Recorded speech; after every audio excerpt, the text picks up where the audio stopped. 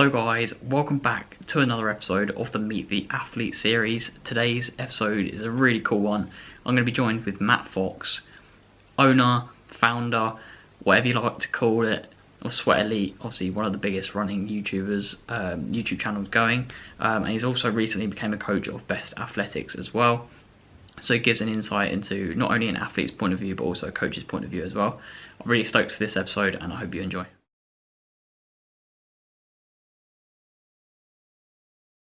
So guys, we're joined here with founder of Sweat Elite, coach of Best Athletics, and an all-round nice guy, Matt Fox. How are you doing, Matt? Thank you so much, Cole. I appreciate you inviting me on to do this interview. I'm all good. Just spent the last weekend at Amsterdam Marathon, doing a little bit of filming there during the event. And yeah, how are you doing yourself? I'm very good, thank you. Just started running again after a rest week. So you just finished a rest week, like a three-week rest block or something, haven't you? 3 weeks, yes. Well, I was always going to take at least that time off, or well, that was the plan, 3 weeks.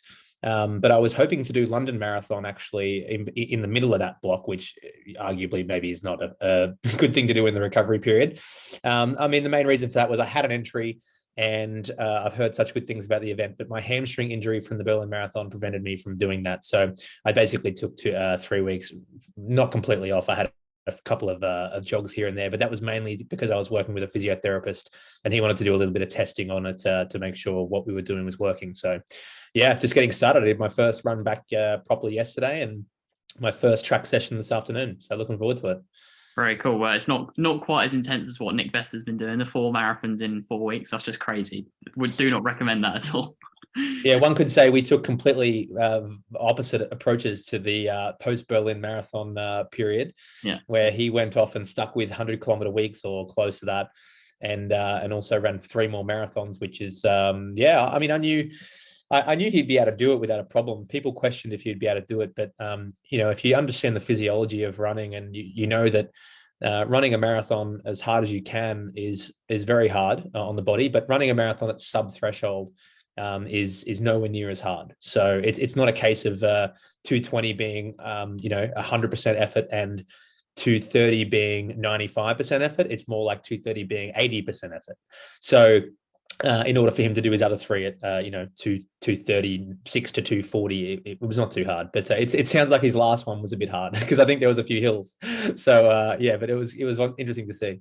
Yeah, for sure. I've always known that I could run a marathon at any given point, but whether I could race a marathon, completely different ball game. But yeah, exactly. Yeah, it's very different to race and to just do it. I mean, we do, if you're training properly for a marathon, you should almost do a full training, in my opinion anyway. Other coaches might disagree, but I think you should almost do a full marathon in training. 40K at least, in my opinion, is what most should do. Of course, it depends if the athlete's aiming for a 4.5 hour marathon, then maybe it's not necessary. But yeah, you should almost be doing a marathon in training leading in. So and that's significantly easier than doing it on the race as hard as you can. for sure. Well, it's a super interesting conversation. I'm sure we could talk about it for ages, but we'll crack on with the questions. We haven't got the luxury of unlimited Skype call because I don't pay, not Skype, Zoom even. Zoom. So yeah, the first question that I'm really interested to ask you, Matt, is how did you get into running? How did it begin? So I got into running because through my high school years, I was a decent sprinter in running, but I was more focused on swimming and Australian football, more specifically Australian football. And I wanted to make the AFL, the Australian Football League, as a 16, 17-year-old. And I guess I was in the mix and making the state team. And, I guess I was competitive. But the year that you're drafted, when you're 17, about to turn 18, in the first game of the year, I had a very severe wrist injury. There's a scar on my wrist here to remind me about that. Yeah. I had to have an operation and have a plate put in my wrist. And I basically missed the whole year. I returned at the very end of the season, and that made it almost impossible. It made it impossible to get drafted. So what I did was I started running in the middle of that year once my wrist healed enough so that I could run. And my goal was to get so fit that the following year that AFL might consider me, because my 3K time or mile time, the tests were 100 meters, and I believe it was 1500 meters or a mile. I think it was 1500 meters, and then 3K. I wanted to get so good at those that maybe the AFL would consider me. And what happened was I basically learned that year that because I wasn't a superstar and I wasn't a guaranteed draft pick, it was always going to be very hard to even get the metrics to be drafted. And so then I just started doing races and thought, well, I'm fit now. I might as well race the regional championships in the 800 and 1500. And later that year, I came fifth in Australia in the 800 meters in high school in the national champs. And that's when I thought, okay, well, this is another talent, I guess. And my coach at the time said, I think that you can make the Olympics. Of which I ultimately did not. But I guess I was fifth in Australia twice in the open 800 meters in the following 5 years. But that's how I got started. It was as a result of a football injury. Yeah, I mean, I've always found like the draft system's really cool in America and Australia. I would love to see that in running somehow. I don't know how it works, all the different brands doing a draft. But yeah, so no, that's pretty cool actually. I've actually heard that story before because I've listened to all your podcasts and stuff. But for those cool. then there's a little update for those guys. So the next question I've got for you is kind of what made you want to start Sweat Elite? What was the inspiration for it? The inspiration was when I finished racing in the middle distances in 2013. I thought that there was a lack of content in the elite running space. So there was Runners World, FlowTrack were doing some good stuff, but I thought that there was maybe space for something in there. And actually we started as a mobile application called Sweat Mobile in 2014. And that was basically a competitor to Strava, although I don't think they knew we existed. That's how small we were. Yeah. But we tried to be like Strava when Strava was only in cycling at the time. They weren't very big in running at all at this point. I didn't know anyone that was on Strava in running. I knew a few cyclists, and then over about an 18-month period, that essentially failed, and because Strava moved heavily into running in that time and crushed everyone out of the market, so to speak. And then I basically converted it to a blog in 2016, full of training diaries and elite athlete, build-ups and all sorts of information about that. And I noticed that got a lot of traction through just Google search, and then I ultimately put a paywall there, not a hard paywall, turned it into a monetization method in that if people wanted to view everything, they had to pay. And then we added a podcast in 2018. And then we were supposed to launch video in 2020, but COVID delayed that 1 year. And so that was the reason for starting it. It was more thinking that there was a space there that should be filled, and Strava filled the space that I was thinking of originally. But then it was about content and learning about professional athletes and how, if anyone wants to run their absolute fastest marathon or 10K or even 800 meters, then I feel like our website and our content is very helpful. Oh, for sure. Yeah. I mean, I'll watch all the videos, notification bell firmly turned on. Don't you worry about it. I appreciate that very much. Yeah, no, that's really cool to know. So next question I've got for you is, and whether you've prepared for it, like Callum, the last episode, he didn't prepare for this question, so he had to think about it a little bit. But what is the most embarrassing running moment you've experienced? Okay, so you did send me these questions prior to, and this was the only question that I had a bit of a hard time thinking about, but I did come up with something. I haven't had too many embarrassing moments, I'm proud to say, but I had one somewhat recently. In fact, it was in the last couple of months. Okay. And it was, I don't think anyone really took notice though. And if they did, then I'm happy that no one pointed it out.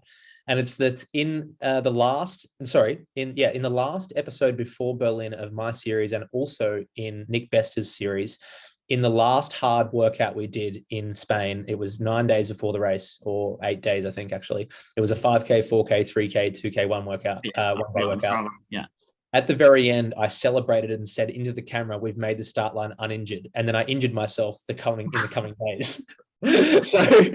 So I was completely wrong. I thought to myself at that point, I was in the clear and I was going to line up uninjured, but then I re-injured my hamstring 5 days before. So I felt like that was a bit embarrassing, and I was waiting for someone to point that out, but no, I don't think anyone's noticed that I said that at the end of the workout. Okay. And if they did, they probably just haven't pointed it out. So that's a bit embarrassing because I did say it on the camera, and I was very happy to finish that workout without any sort of injuries. And I think you should celebrate a build-up that goes well, that doesn't result in any major injuries. Yeah. But unfortunately, I was wrong, and I did suffer an injury and actually started Berlin Marathon somewhat injured. So I think that was a little bit embarrassing. Absolute nightmare. Yeah, I mean, I don't know whether that's embarrassing or unfortunate or sad, but it's all of those, all three. Three for sure. Yeah. So yeah, obviously you're off the back of racing Berlin.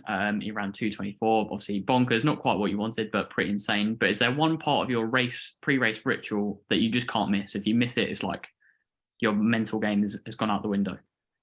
Caffeine, Caffeine. sadly. You have to get the caffeine. Yeah. Is that through tablets, coffee?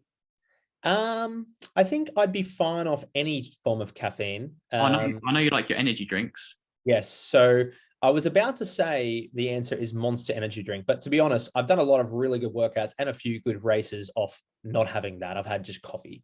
So I don't think it's necessarily that I need the Monster Energy drink. I know some people think it's crazy I drink Monster Energy drink before races, but it works for me. But I think if I had no caffeine before a race and I woke up and went to a race, I feel like I would struggle. I feel like mentally I would not be there. I don't necessarily rely on it in terms of I'm not the sort of person that really needs to have it every morning, although I typically do. But I think when it comes to exercise, I definitely feel like caffeine is a huge deal.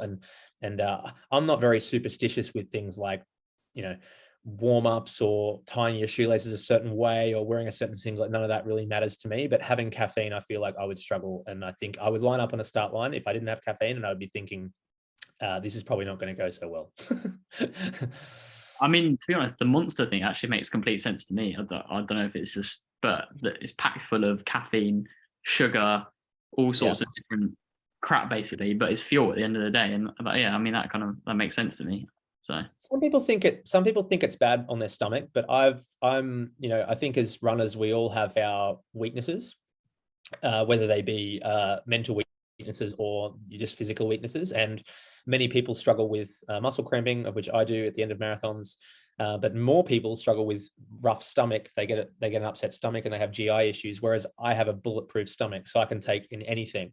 Luckily, and so Monster Energy drink sits well in my stomach, and I think that's the main reason why people think it's a bit crazy, because it's carbonated, and but no problem for me. I feel ready to go after a Monster for sure. I might have to try it in the next race. But yeah, so, try it in training first though. yeah, for sure. Yeah. Yeah. Maybe we'll see it in a training vlog at some point. But yeah, so obviously you've done loads of races, loads of different half marathons, cross country, track.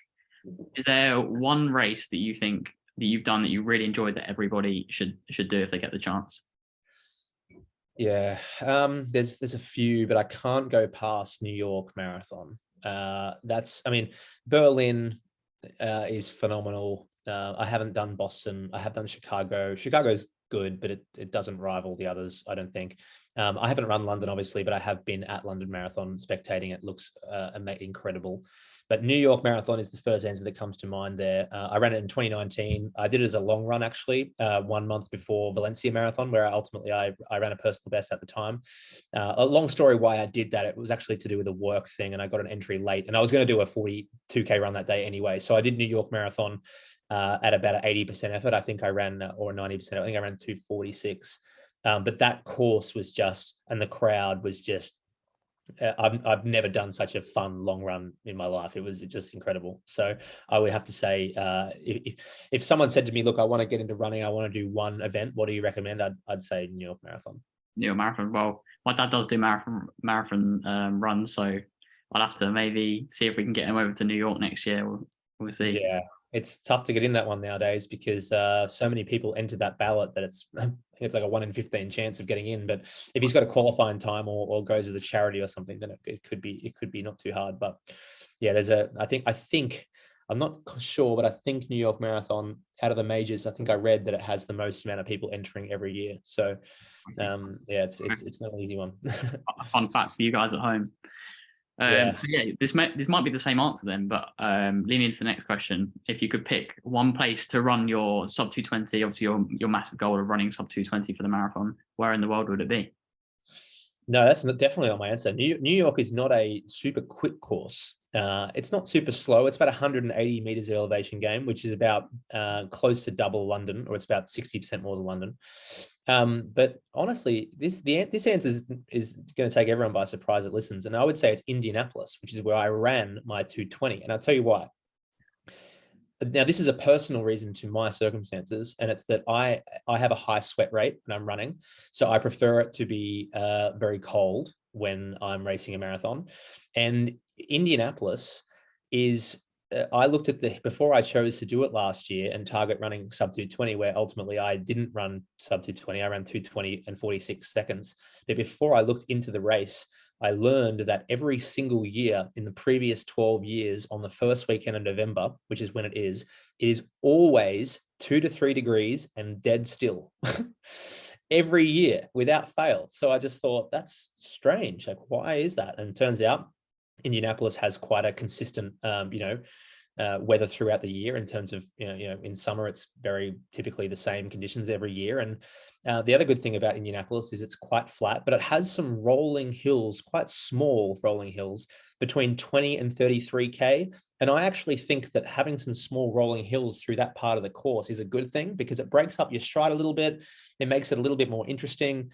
It doesn't put the pressure on your ligaments and tendons and muscles so that you're having any sort of overuse pain. And it also, I cramped very, very late in that race. I've cramped in every marathon, but I cramped at about the 39K mark, which is later than normal.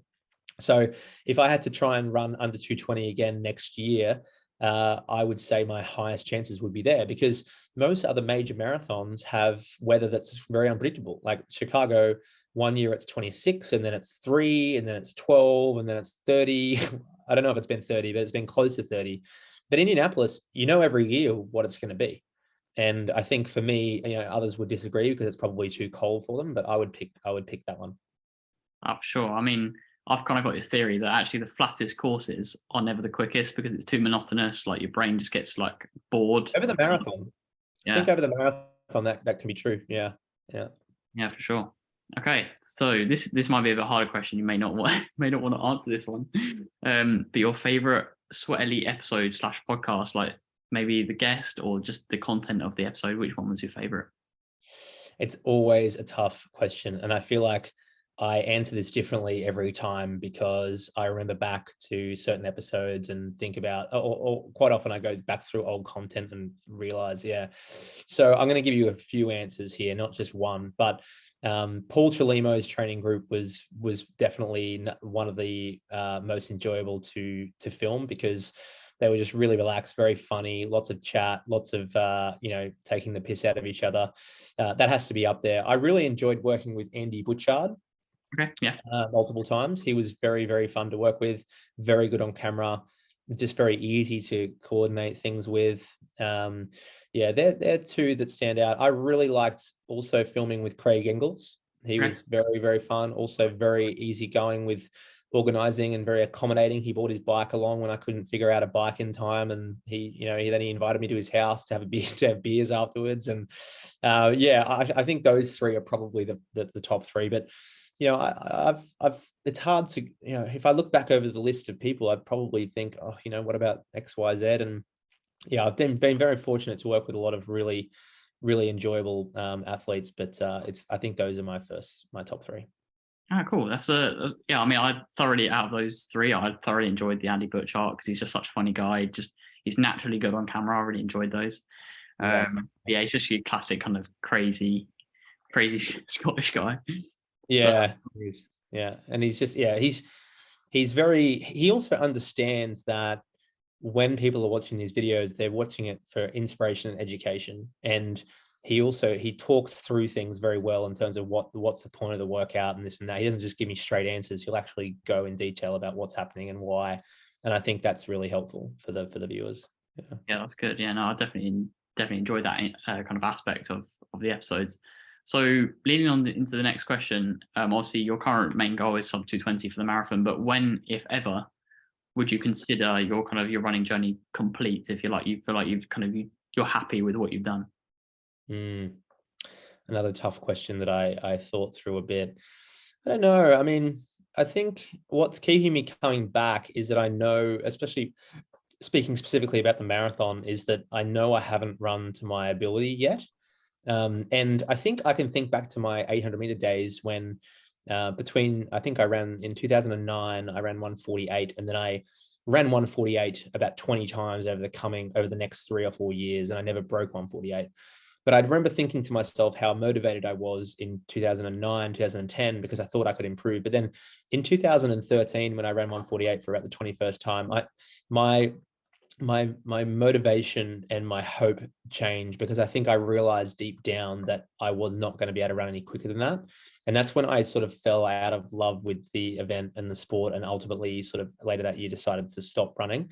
And so I think I'm waiting for that time when I'm probably at a point where I'm running and I just truly believe I'm not able to really improve. But I think the big difference between the middle distance events and the long distance events is the long distance events are way more social, in a way that these events have, when I was racing middle distance, it was very cutthroat. I was trying to make Australian teams and trying to run qualifying times. And it's not really a recreational sport, middle distance running, at least in Australia. In the UK, there's a bit of a bigger scene there, but and same in the US. But I think that even when I get to the point of running the maximum time I can, or the fastest time I possibly can in the marathon, and realize, okay, I don't think I can go any quicker than that, I don't think I'll stop. I think I'll keep going, but my goals will probably change. I'll probably start to think, okay, what are some interesting marathons I can do? Like, should I go and do Mount Everest? Or go to North Korea and do that marathon, and do interesting marathons that people don't typically do. I think I'll go away from chasing times and just do it for the experience. And I expect that will probably come in about 2 or 3 years, when I ultimately run a marathon where I think, okay, I don't think I can go any quicker than that. And I hope that's around the 2:15, 2:16 mark. That's what I think at this point, but we'll see. Interesting. Do you ever see yourself doing an ultra marathon?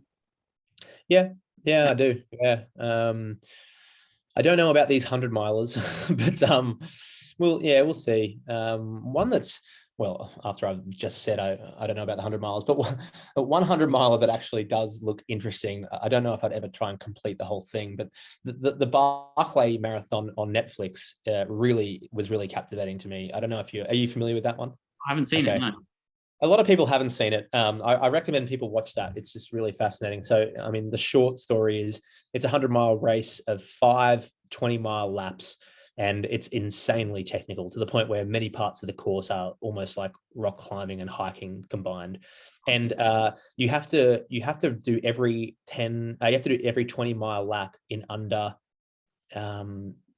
is it 10 hours or 12 hours? I think it's 12 hours. And that sounds very slow, but the course is very hard, extremely hard. And it's also not marked very clearly on purpose, so that you actually have to really be focusing and concentrating on getting on the right course. And people get lost all the time and then come back on the course. And I just thought that event was really fascinating. There's a lot of other really quirky, interesting things about it. It's run by a guy that's really sort of like a like a redneck sort of style guy, with all these really strange rules. And to enter, you have to write a letter and explain why you want to run it. It costs $1.60. It's all really weird. But there's a prize, not a prize, but there's basically a thing where if you complete 3 of the 5 laps, 60 miles, you get a sort of like winning a bronze medal sort of thing, or a silver medal. And I might try and do that one day. So if people have no idea what I'm talking about, go and watch it on Netflix. It's called Barclay's Marathon. So I might do that. But other than that, yeah, I don't know. I do think I'll eventually get there, but I can't ever see myself. I can't ever see myself being trying to be competitive there. So I think it would be more about ticking the box and completing a race. Yeah. Yeah, sure. No, that's super interesting. Thank you for asking that, answering that question. So moving on to this question it's a tricky one for some people to answer. I don't know if you'll be able to answer this one. No, I have a good answer. Okay. And it doesn't have to be a running related brand. It could be any brand you like. So like Monster, for example. But if you could be sponsored by one brand, running or non-running related, who and why? It would be One World, the Alliance, because then I could travel as much as I want, wherever I want, first class. That's a great answer, and you can tell this is a man who's prepared for the interview. Yeah, I like that question. I thought, oh, geez, what would it be?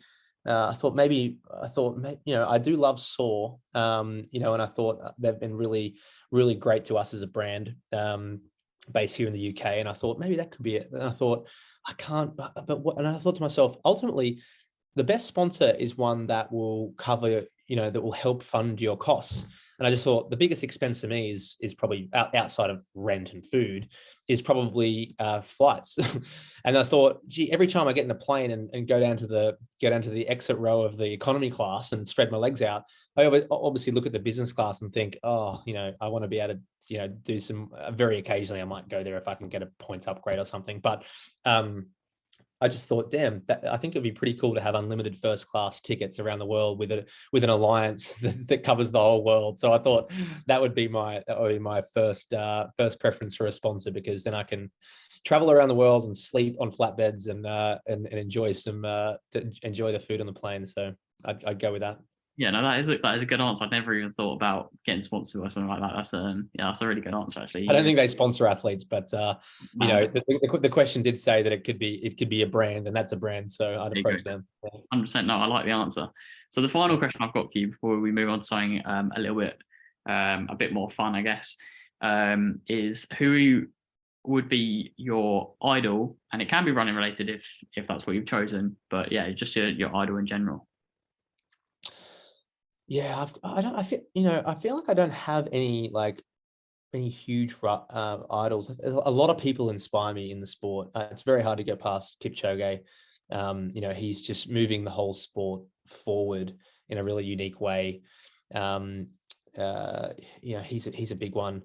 I'm very inspired by Sarah Hall, which is probably a strange answer because obviously, female athlete, and I actually I think our PBs are about the same. But I like the way that she's gone away from the old mentality of racing like 2 marathons a year, and she's instead gone, no, I don't have to do that. I can try something different, and it doesn't work every time for her.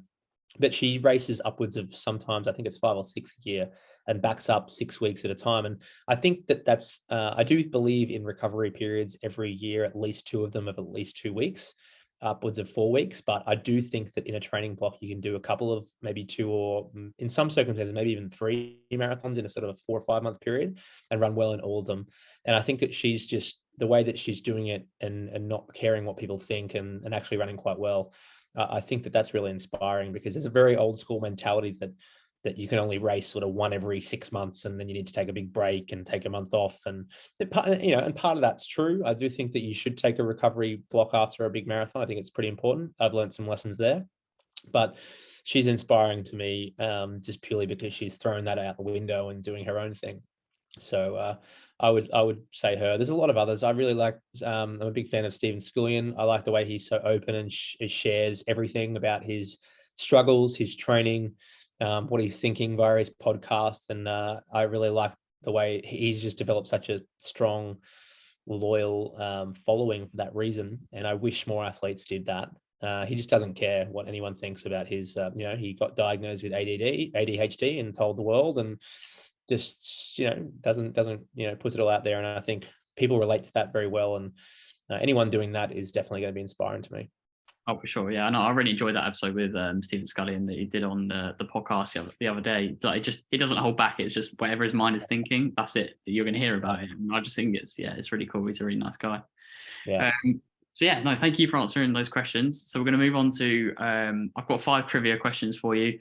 Okay. I don't think you've sent me these, so I'm going in blind. Yeah, that's the whole point. If I send you the questions, you can research the answers. Okay. Of course, trivia, you said, yes. Okay, let's do it.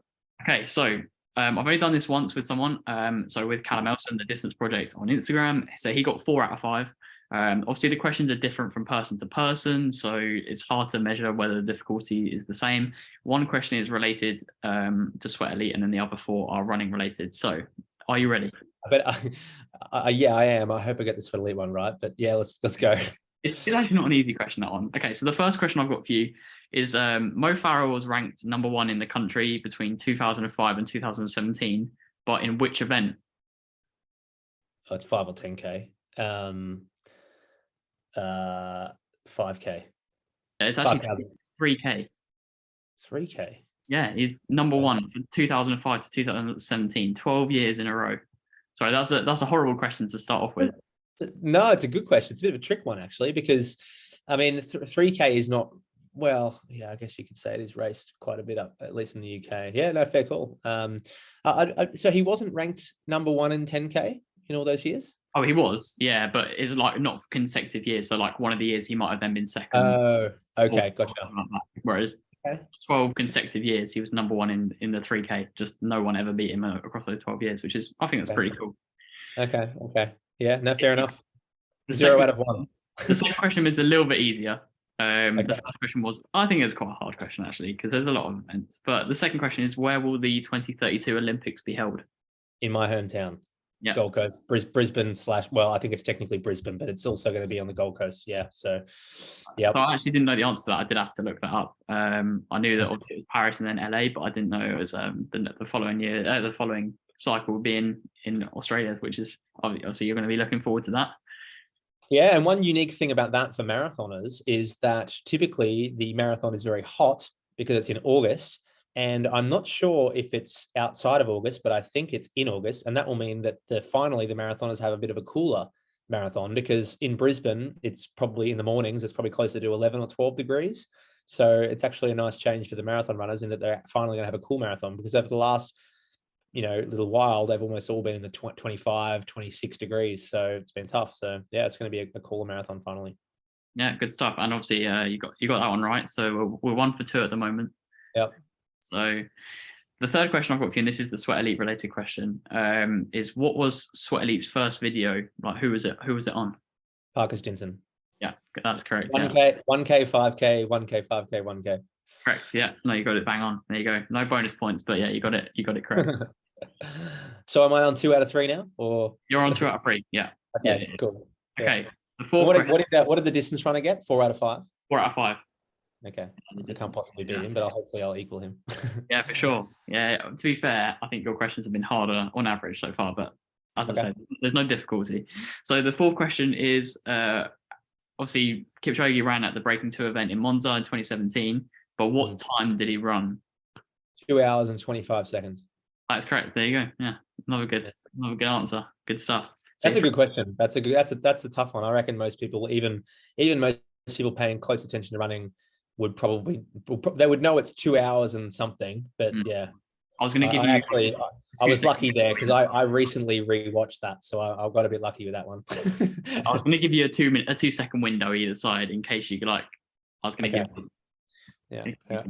Okay, the fifth and final question, so you could tie for top spot here, is obviously you raced the Berlin 22 marathon this year, and your goal was sub 220, but how many people ran sub 220? Oh, I'm going to know this because Nick ran 220.08 and came 49th. So I'm going to guess it's going to be 47 or 48. I'm trying to think if I've seen pictures of him, if there's anyone just in front of him. I'm going to go with 48. 48 is the correct answer. That's a great answer, that one. Yeah, I'm very impressed that you got that one correct. Well, I mean, I know Nick was 49th because he was just in the top 50, 220.08. And then I was thinking, I've seen photos of him and I don't think there was anyone just ahead of him. So that's how I guessed that one. Yeah. There you go. 4 out of 5. Congratulations. Nice. It's that first question, but that was the hardest one, I think. So no, you've done well. Yeah. You've done well.